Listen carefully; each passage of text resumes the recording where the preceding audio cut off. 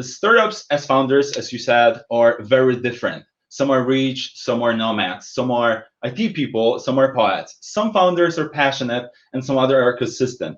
But most importantly, some are successful and some aren't.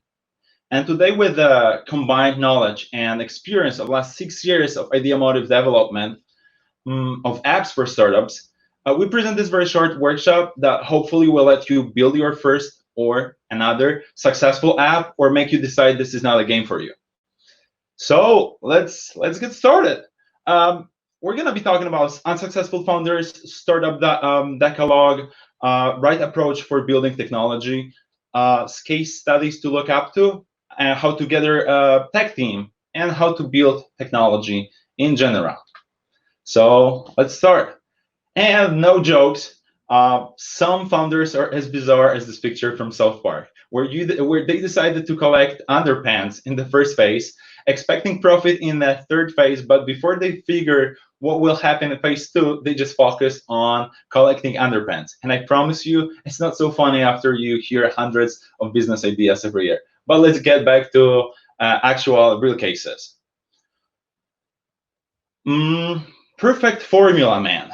Perfect formula is person that is in love with their idea and very often in love with themselves. Problem for his budget is they have enough resources to build the app. And mistakes they usually take is they are the only person that they consult the business idea with, and they don't think they need anybody else.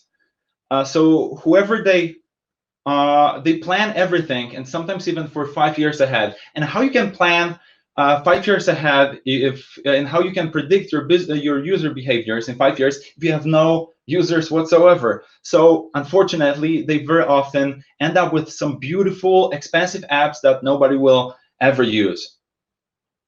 Founder number 2, a copycat, a person that requires to sign a very strict NDA.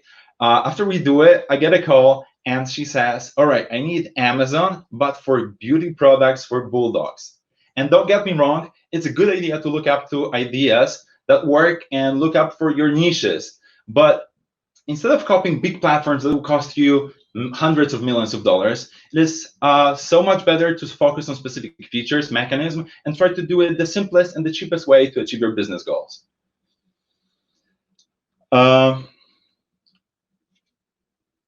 So the third founder is better perfect than done. See, I don't even know how to say it right.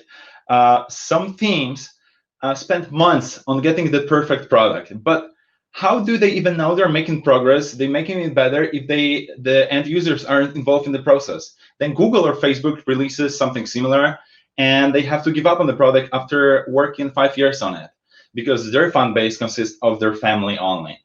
So the only way to progress, remember, is to test it with the actual users. And it actually comes very often from perfectionism and over-focus on details.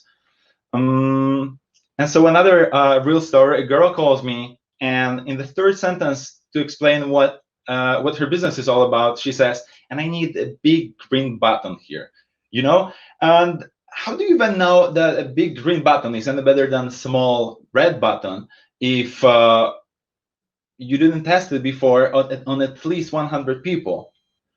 And the last one here, all right, this can be a little bit counterintuitive for some. Starting this project, you believe it's going to be something big, at least at some point. Maybe it's going to be worth even millions. And to get there is going to be a long journey. So whoever you started with is going to be like marriage, but the worst is going to be like marriage without makeup sex. So giving 50% of your company to some random programmer sounds as bizarre to me as giving it away to taxi driver just because you don't have a driving license. And on top of that, most of the people who are willing to work for free, and this is what having shares for idea is, aren't great specialists. And don't get me wrong here again, if you do have a business partner who you want to share your company with, and on top of that, you have complementary skills, it's great. But if you don't, it's all right too. It's good to find a company advisor, someone who can help with technology problems and technology skills, or checking just on the quality of the deliverables you get. So we can give that person 3 to 5% of your business. That's all right. Just find better ways to pay for development than giving away half of your company to a random person. So during these years, we've Hey, Philip. Yeah. I want to pause there real quick. I want to see if anyone has any questions on kind of these four kind of types of founders that you laid out, because I think it's important too that people understand, you know, what you guys have seen hasn't worked, you know, as companies have built out tech. If people have questions, now's a great time. I also wanted to throw out too, and I forgot to mention this at the beginning, we're going to be giving out, if people stay till the end, they're going to be getting, I think Philip's going to be kind enough to give at least the first 5 people a credit for Ideamotive services. So if you want to mention that real quick, and people will get that at the end if they stay for the whole thing too.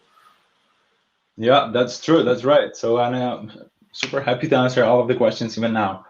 At the end of the presentation, we obviously are going to have some time for Q&A. But if you have something in your mind right now, I'd be happy to answer as well. Yeah, it looks like we're good. So yeah, keep going, and it looks like people are going to save it for the end. Sure. So during these years, we found the simplest formula for success in startup. Unsuccessful founders have the "I know the solution" attitude. And they build something that, at the end of the day, nobody will ever use. While successful founders have the "I will find the solution" attitude, and they follow the build, test, improve, and repeat. And I can't really underline how important this is. And I guess I could really stop the show here, since I pointed what's most important factors to make founders successful. But probably part of you is still wondering, all right, but what should I do now? So let's talk about good practices and great examples.